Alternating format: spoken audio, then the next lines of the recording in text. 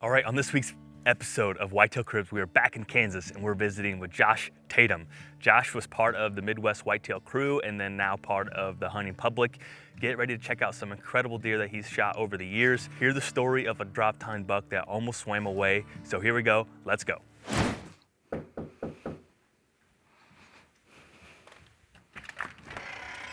Hey, how you doing? I'm Josh Tatum, South Central Kansas, and welcome to my home.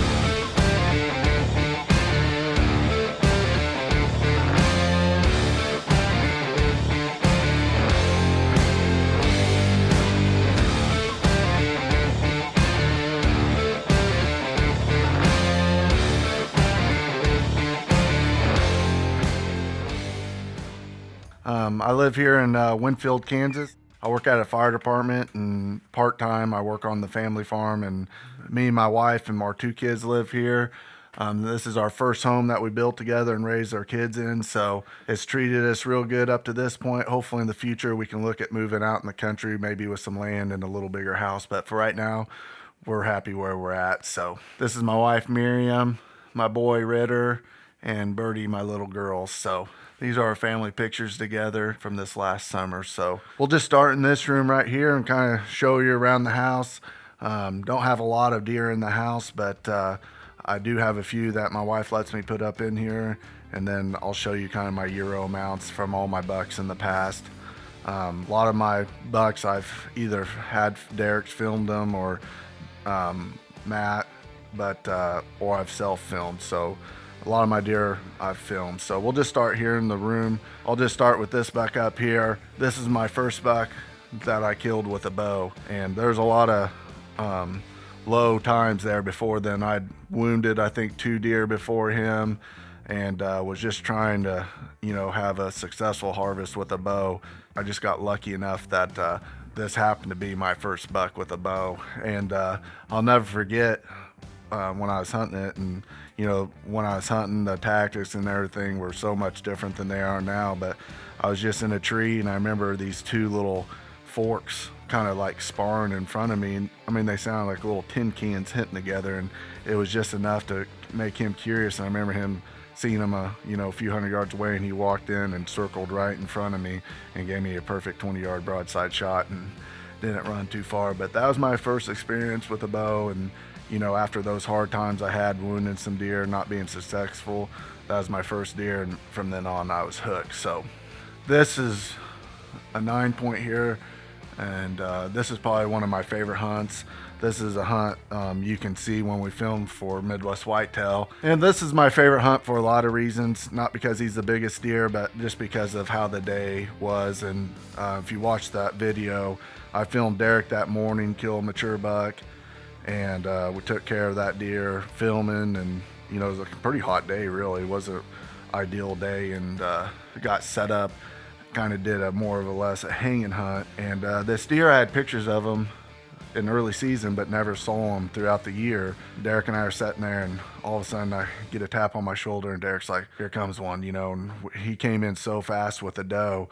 I stopped him, bleeded at him, stopped him like at 38, 40 yards, and was able to make a good shot. And at the time I didn't even know what deer it was, and I get chills watching that video of me recovering that deer, just because as soon as I got to him I realized what buck that was. And so that was a real exciting hunt, a great day that I'll always remember, but definitely by far one of my favorite hunts that I love to watch, show people, and I love watching my old hunts just because it's the main reason why I film, is able to share those memories and get to relive those memories and show my kids and stuff. So definitely one of the coolest hunts. The other thing is these are my only head mounts, full or shoulder mounts, and my dad used to mount when I was younger, and it's just something my dad and I like to do. So all of these deer in here I've actually mounted with my dad. So this is a deer I killed on Midwest Whitetail. Pretty cool. Some cool things to this deer is it starts actually the year before I killed him. I had pictures of this deer, and just a really nice young buck with a lot of cool character. Had some of the same characteristics that you see he had this following year. And one of the things was I told my dad, I was like, hey, if you could hold off from shooting this particular deer, I think he's young and he's got a lot of growth for next year. And I remember my dad coming home the last day of rifle season saying, hey, I shot one. and I was like, okay, where'd you hit it? He's like, well, I was facing me and I shot him in the shoulder, and we went and blood trailed him and never found him. It looked kind of that light blood, like it just, just barely got into anything. We lost it. I was like, Dad, do you think it was that big buck I told you not to shoot? He's like, I don't know. I don't think so. And I was like, okay, well, I set a camera up there, and lo and behold, I get this buck. He comes in and he's got a hole in his shoulder this big, the picture. And I was like, well, you shot him. Hopefully you didn't kill him. And, to this day, I give my dad a hard time. But fast forward to the next year, I actually had another property I was really keen in on, and TJ and I just happened to be driving around pretty much this time of year, real early season, and we were glassing some bean fields, and we saw this deer out there, and TJ and I are like, oh my, like he looked like a giant out there. And I'm pretty sure this is the same deer my dad wounded. I wasn't 100%, but just with the same characteristics, I was pretty sure. And so we get an early season there, and it was we're in a drought, and I end up making my spot that I was going to kill him at over a pond that had dried up that I made into a little food plot. And I ended up shooting him on an evening there in October, and he was still in a bachelor group, and I killed him late one evening. Derek was filming me with the filming equipment then, looked dark, and it was dark, but it was still within shooting light or shooting hours, and that shows on Midwest Whitetail too. Just a really fun hunt, and the deer I knew was an absolute giant, had a lot of character, and just keeps going there. And I thought I made a great shot. Ended up being a liver hit. Went back a few hours later, ended up bedding down. We jumped him up, and so the next morning we went out there. My dad and uncle are trackers for the county, and so they're really good at tracking deer and humans. And I remember Derek was with me, and we go after him. I can see my dad coming through a milo field at us, and Derek and I are ahead of him trying to pick this deer up where he went back into the trees. And I'm walking along, and I got my bow, and Derek's probably like 20 yards from me, and I see this deer. He's bedded underneath a tree, and just his head's just kind of just wobbling around, kind of dead. And I told Derek, I was like, stop. And Derek kneels down, and I had to kneel down to get beneath the tree line to be able to shoot him. And I ended up shooting him, and boom, he popped up. I got him right behind the shoulder. He popped up, ran another 300 yards, and finally died. But it was a crazy story. He had a lot of life left into him. I don't know if I wouldn't have got that second shot, whether I've ever found him. He might have ran off, and I would have never found him. But I got into the liver, and probably if we would have left him alone that night, he probably would have been dead right there, 50 yards from where I made my initial shot. But you live and you learn. It's not the first mistake I've ever made in hunting. But luckily I was able to find him, and man, I was just lost for words. He just has a lot of character. He's a mainframe 10 with a bunch of splits, a lot of character. Honestly, don't think that deer was that old, but he has a beautiful early season cape. I mounted this deer, and when I knew 100% that this was the same deer, is because when we mounted him, and you can kind of see if you ever get a close up here, you can see the scar from where my dad shot him. So I made sure when my dad and I were mounted him, if the form wasn't big enough here, I was going to add on to it just so I could keep that scar on this mount. So anyways, this is the living room. We'll keep moving on. I got some cool stuff in the bedroom. We'll go in my son's room real quick. So this is my son's room, and this is his first buck that he killed last year, and he was able to shoot this with a crossbow. And kind of the quick cool story about that is I think it was the middle of I can't remember the date. I think it was in November some point, and someone called me and said, hey, there's a buck doing circles, like it was mid-morning in the bean field, in my field that I farm. And I'm like, okay, well, that's not good. So I went out there, and of course here's this buck just doing circles. And I'm like, so I called the game warden, and he just advised, just let nature take its course. And I knew the deer probably wasn't going to live by the way he was acting. So my son has a tag. This is his first year. We'd been wanting to go out with the crossbow. And so I kind of had to make the decision. I was nervous because I didn't want to take away his first exciting hunt with a bow. And so, I left it up to him. So I talked to him. I was like, hey, here's the situation. This isn't normal. This deer's not doing good. It has maybe some sort of a disease or something. So you have a tag. So this would be your first deer. Do you want to, put this deer down just because, it's the humane thing to do? And he said, yeah. And so what we did was we went out there and we stalked up to him to about 30 yards and crept down, and he used a crossbow and shot the deer right in the shoulder, and he went about 30 yards and piled up. And I mean, for a 5-year-old, oh man, I don't know if he's ever going to hunt in a tree stand. He might just hunt off the ground. He might think he's Aaron or Zach or something, but he is a great first buck. It's kind of a weird circumstance with the way, he's able to kill him and everything. But, for that kid, I can imagine for a first hunt, how any cooler that could be. So really enjoy having that buck in his room. He loves it. He got a bunch of snakes and stuff, but he loves hunting too. So we'll go into our room here. So all the rest of my deer, I have their capes in case I want to mount them in the future. But right now, honestly, I kind of got into really enjoying the European mounts. I love that we can just handle them when I have people over here. And I don't usually bleach mine. I just kind of like them kind of that natural bone color. So this is a deer that I killed, I think, 3 years ago. And this is my Missouri buck. I had shot a deer in Kansas and was tagged out. I called my good friend Danny up and I was like, hey, can I come back and hunt in Missouri? He's let me come hunt there 2 years prior, and I wasn't able to ever harvest a deer. And fast forward, and I didn't see any deer there for a couple days. And the evening I got out of the stand, the day before I was going to leave, I locked my keys in my car and with all my stuff in it. And so my wife had to drive up to Kansas City. God bless her. We just had our girl. And she gave me the keys, and we had fun that evening. Woke up. My wife was like, well, do you want to go hunting before you go home? You got one more evening. I was like, well, I guess.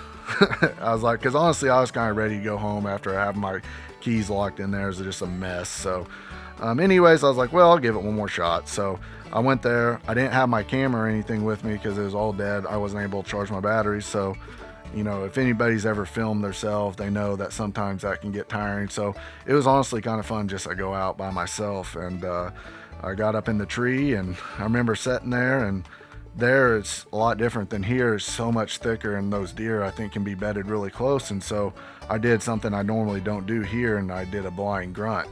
And that buck came out, and he's looking a totally different direction, but I bet he was bedded probably 100 yards from me when I walked in, and I just got him off his feet. And one of the things I really like to do is snort wheeze. I do it with my nose. I'm not saying it's the best, but I mean, I do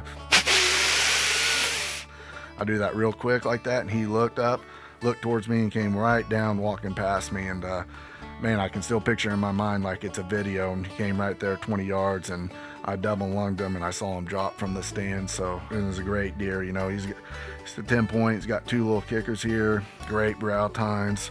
I mean, just a really cool deer. Some of these deer in the last couple years, I've sent off the teeth.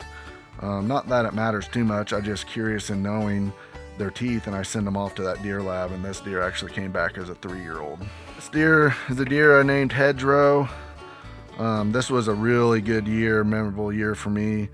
I killed this deer on November 3rd, a buck I called Hedgerow. I had some history with him the year before, and I was self-filming myself. It was the only deer I saw that morning. I had a decoy out in front of me, and a lot of the hunts I use a decoy. Just a huge frame buck. Doesn't have very good brow times here, but I can still, when I watch that video, man, when I made that shot, I knew I made a great shot. And it's a really cool hunt. Came into a decoy. Really, the funniest thing about this hunt that I can remember is I like to take a lot of credit for maybe, but it's all luck sometimes. And I remember I was sitting there and I saw this deer, and in the hustle of getting the camera and everything on it, I remember I had my grunt, and I'm not kidding you. That deer's walking. I'm just trying to get my grunt called. If he goes past me, he's going to get behind me and get my wind.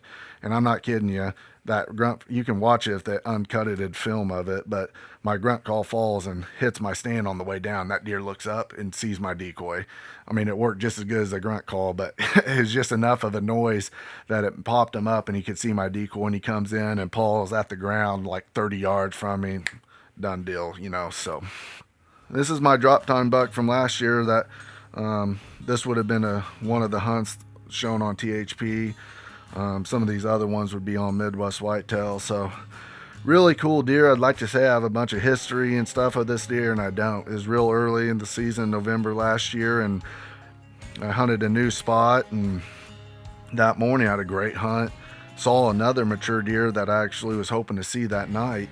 And I remember sitting there, and Derek and everybody was out. It's early November. Everybody's out. We're texting, seeing what everybody's seeing. And, you know, that evening I'm sitting there and I'm filming myself again. And I know I have a scrape that I pre-yardage at 40 yards. And I seen this doe come out. And that time of year, you better start getting your GoPros on, putting the power button on, because something's going to be behind her. And luckily I was able to get everything turned on because my window was very short. And when he came out, I literally believed that he had some sort of a stick. I mean, that time of year wouldn't be unusual for a deer to be, you know, to have a stick or something hanging from their head. And I thought it was a stick until I rewatched the film. But he comes in super fast. I could tell right away he's a mature buck.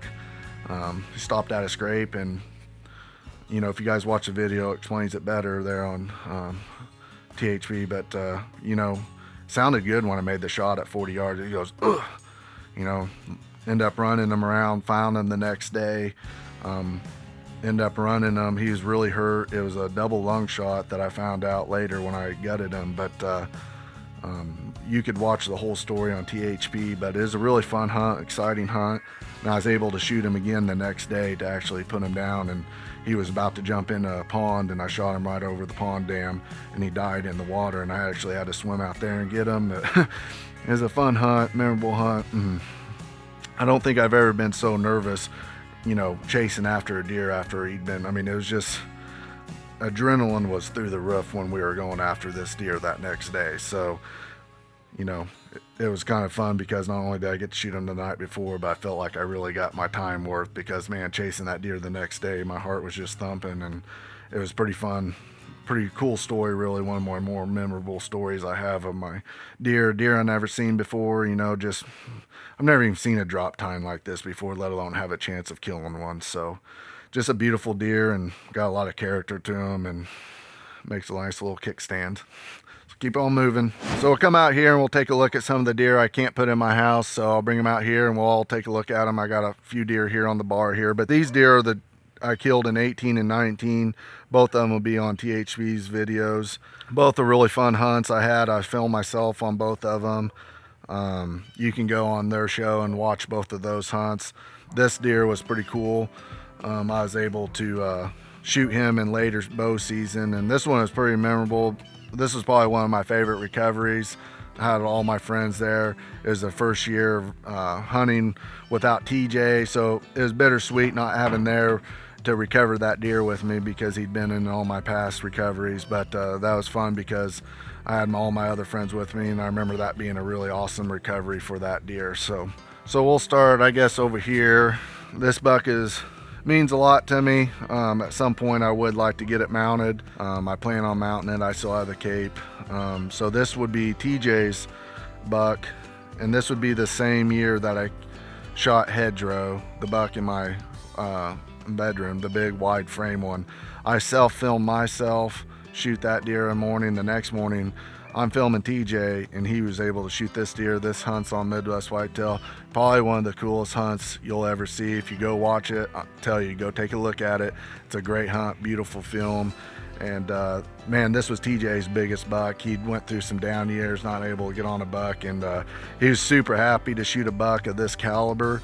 Really fun hunt, and it's awesome to be up above him, to film him that. So I'm gonna get this deer, hopefully mount it someday. Means a lot to me, but I'm sure it's gonna mean a lot to those girls someday. So hopefully they can put it in their house someday. So, but for the time being, I'm gonna keep it and keep it safe until they get a chance to have it. So yeah, one of TJ's biggest deer, he had a few kills on Midwest Whitetail back in the day, 3 or 4, I think, but definitely his biggest deer.